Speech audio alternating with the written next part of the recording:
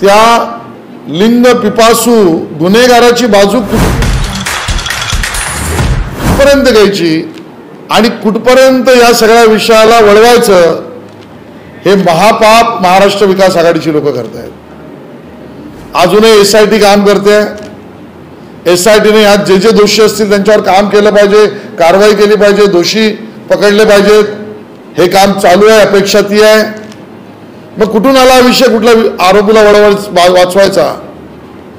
आज जो मुख्य आरोपी होता त्याला पोलिसांनी ठोकला, स्वसंरक्षणार्थ ठोकला आणि कोलेकुई महाराष्ट्र विकास आघाडीची लोक करतात। आणि म्हणून अक्षय शिंदेच्या माळा जपणारी लोक लक्ष भटकवण्यासाठी आणि SIT जे काम करतंय त्यामध्ये हस्तक्षेप करण्यासाठी अशा पद्धतीचं वक्तव्य करतात असा माझा